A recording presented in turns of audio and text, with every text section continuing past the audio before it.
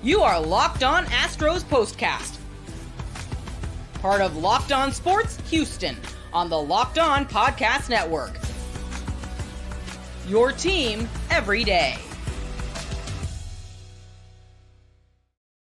It might be about time to call Fenway Park Minute Maid Park of the Northeast. Welcome to the Locked On Astros Postcast here on a Saturday evening. Michael Connor here with you, of course, your host. Appreciate you guys for stopping by. Follow me on that X right there, at Connor Michael, as we can talk Astros when we're not doing this show, as we can talk today about another victory for this club. They went out there and did their thing offensively.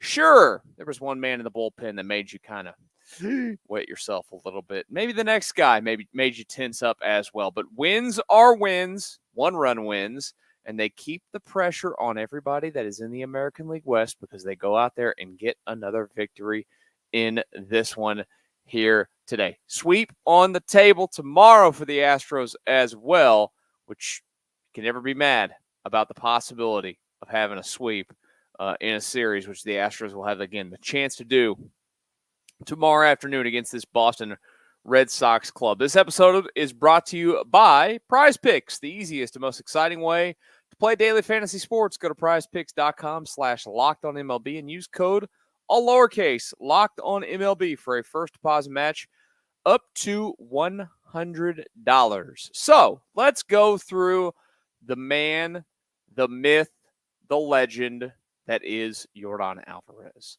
I always love you guys watching the show, first of all. I really do appreciate it.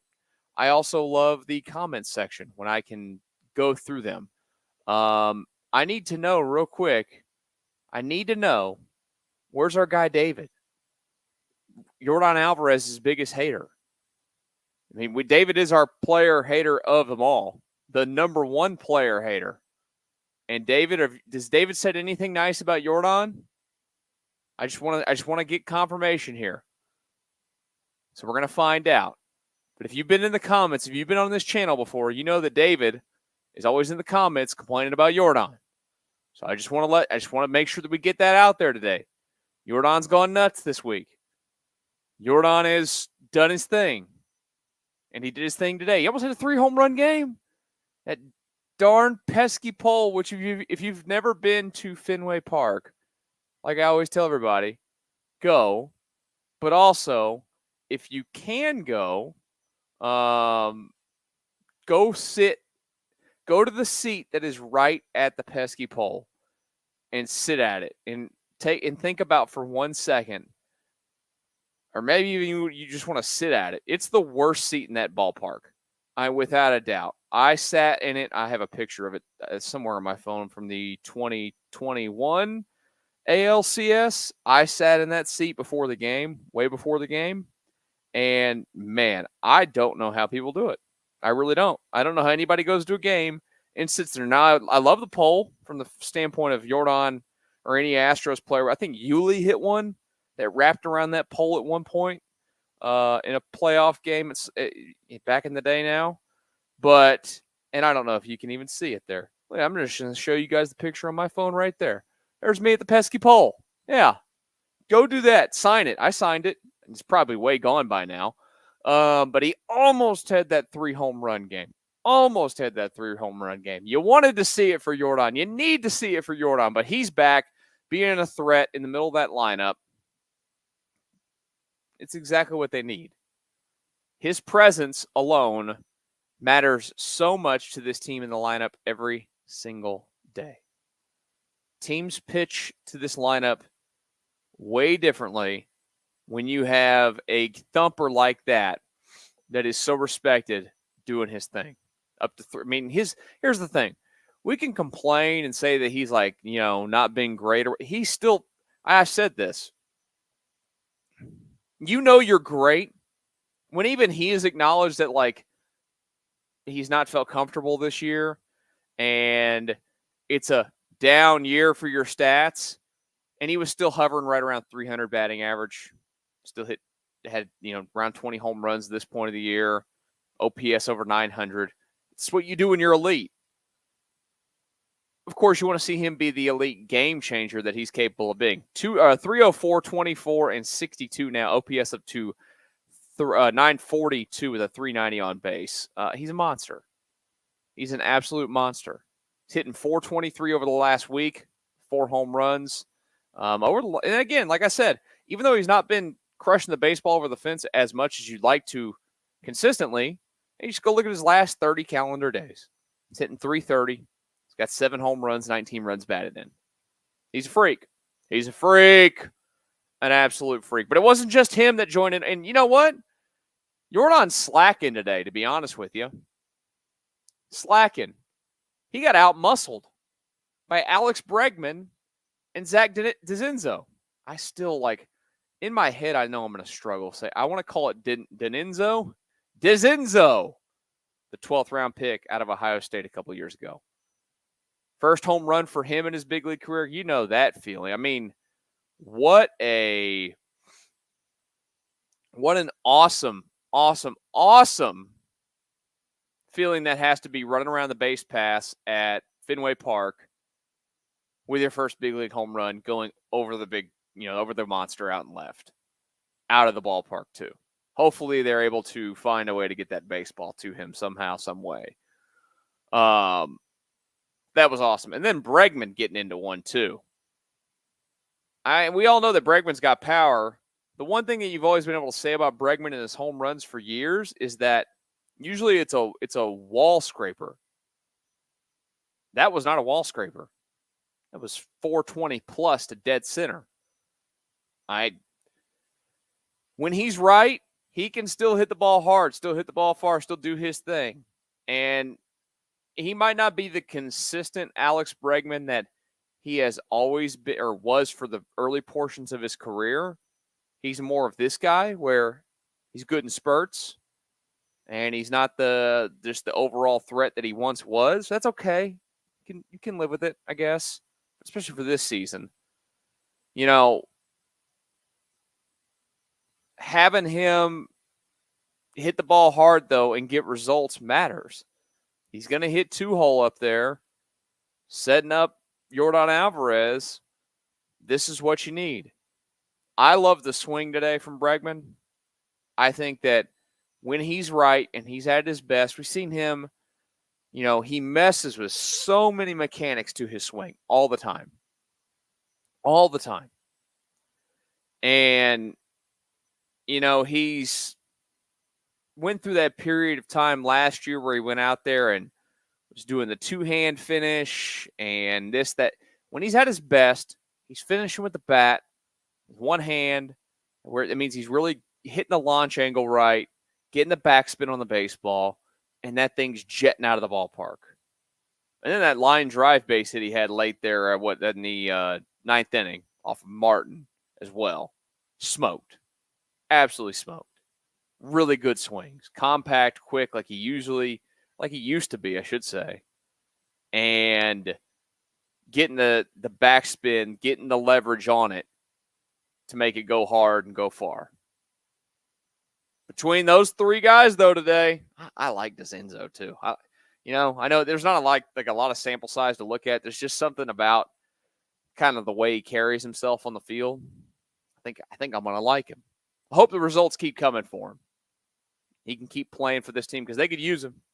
They could absolutely use him. We'll see what the hole is in the swing that the opponents are able to figure out at some point, because if there's one guarantee in Major League Baseball, they are going to find your weaknesses eventually. And then they're going to expose them. Does he have any yet? Of course he does. We'll see where they are at. But again, that feeling today, running around the base path, just had to be amazing. When you think about the greats that have played in that ballpark, Ted Williams, Babe Ruth, just all of them. All of them. Through, even the most recent years. So many legends have gone through that place. And he can add his name to the list of players that have hit a home run in a very historic ballpark there in Boston. Let's go ahead and talk about the Spaghetti Man, Spencer Arrighetti. He was absolutely dealing today. We'll talk about him next on the Locked On Astros Postcast. Right now, though, I want to tell you about Liquid IV. It's summer, baby. It's hot. You're going to be out and about doing stuff. You're going to be working in the yard like I love to do. You need to get yourself hydrated. You need to replenish your system with the nutrients, with the electrolytes that you need, like I do, and do it with Liquid IV. I told you guys this the other night. I was out there 2 nights ago, mowing the yard, power washing after. It was about 3 hours. It's a Thursday night, the night that they had the night off. Guess what? Astros night off, I'm going to be out doing yard work, and I'm going to be replenishing myself with Liquid IV, the sugar-free version for me. Peach is my absolute favorite flavor. You need to try them out as well. Tear Pour, Live More, 1 stick plus 16 ounces of water hydrates better than water alone. No more thirsty summers when you indulge in hydration with Liquid IV. Get 20% off your first order of Liquid IV when you go to liquidiv.com and use code MLB at checkout. That's 20% off your first order when you shop Better Hydration today using code using code MLB at liquidiv.com. And one more quick reminder before we get back to our Astros discussion. Passion, drive, and patience. The formula for winning championships is also what keeps your ride or die alive. eBay Motors has everything you need to maintain your vehicle and level it up to peak performance. Superchargers, roof racks, and exhaust kits, LED headlights, and more. Whether you're into speed, power, or style, eBay Motors has you covered. With over 122 million parts for your number one ride or die, you'll always find exactly what you're looking for. And with eBay Guaranteed Fit, your part is guaranteed to fit your ride every time or your money back. Because with eBay Motors, you're burning rubber, not cash. With all the parts you need at the prices you want, it's easy to make your car the MVP and bring home huge wins. Keep your ride or die alive at ebaymotors.com. Eligible items only. Exclusions apply. eBay Guaranteed Fit only available for U.S. customers. Locked On Astros Postcast Saturday evening. Hope you guys are looking forward to a great rest of your Saturday night. Started it off with a bang.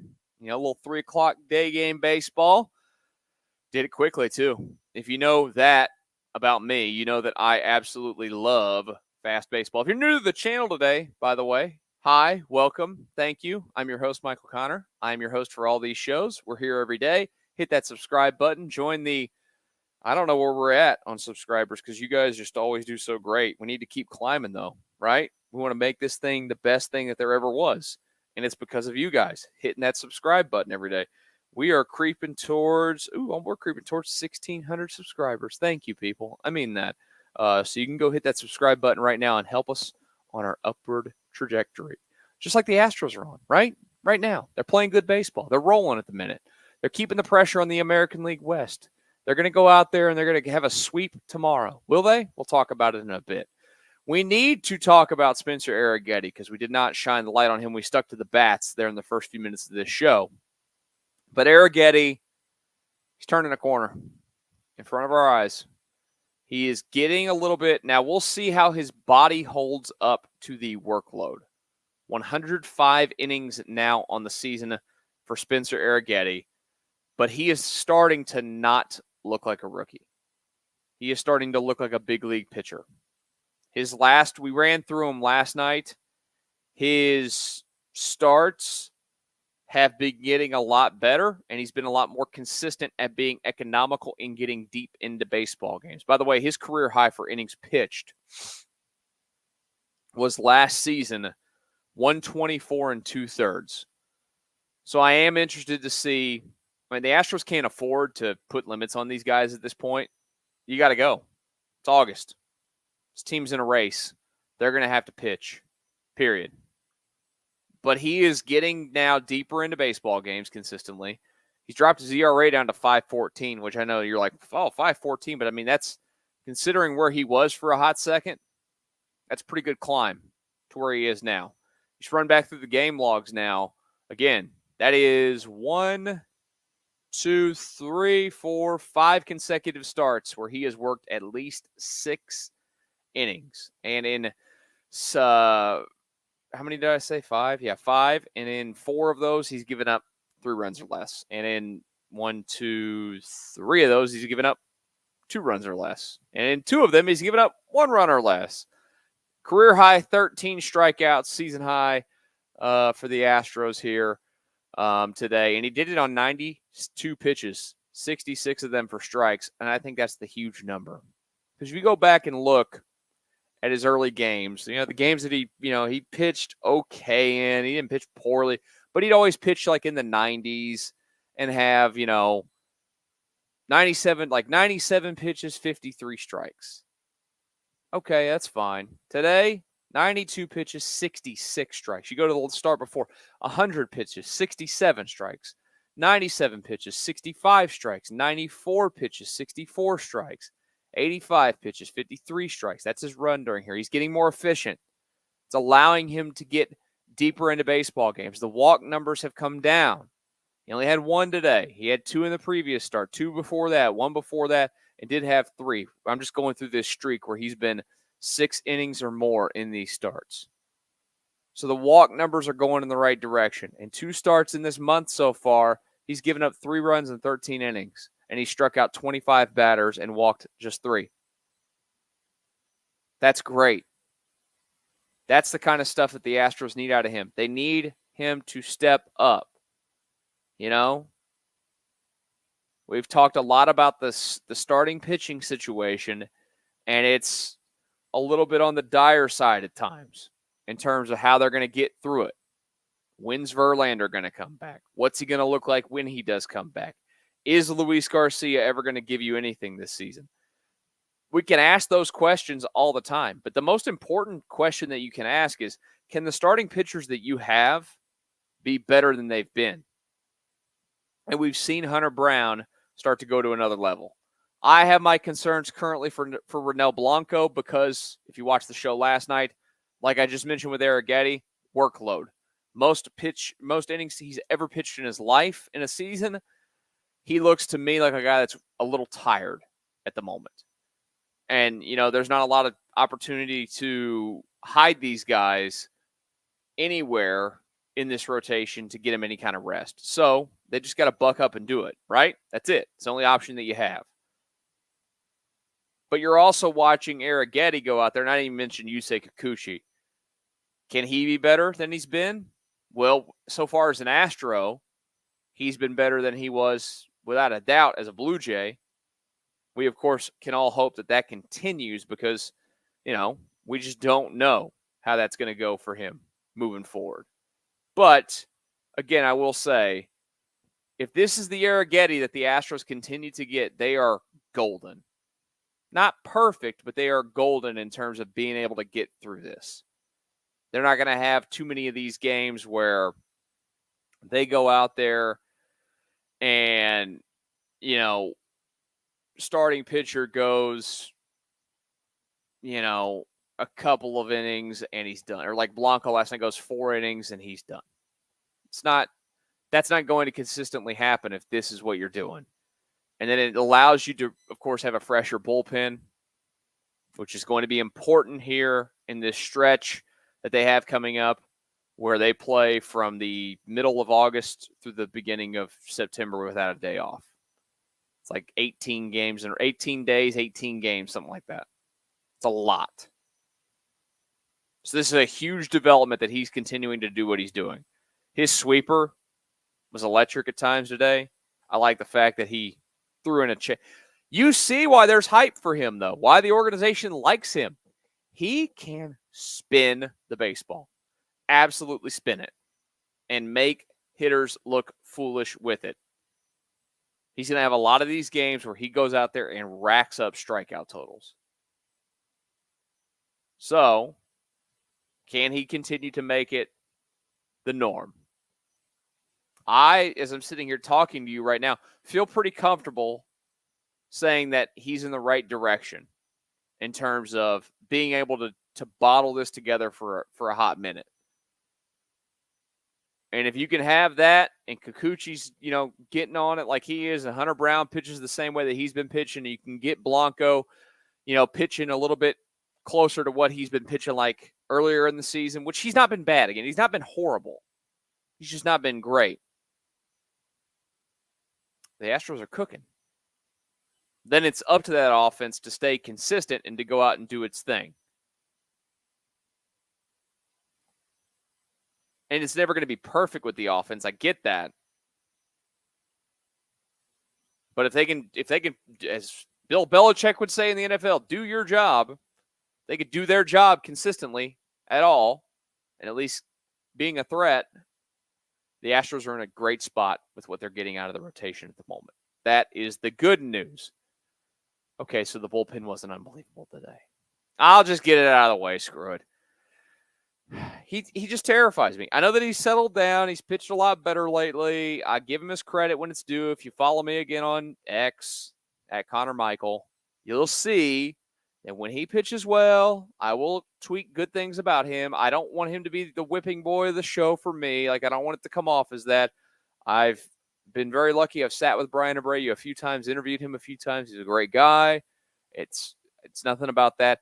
But this year, I've never felt confident with him this year, period. It's just like it's like he's at the fork in the road. And for whatever reason this year, he's attracted to going towards the side that has, like, one side is clean innings, the other side is messy innings. And he just veers to the messy inning too often.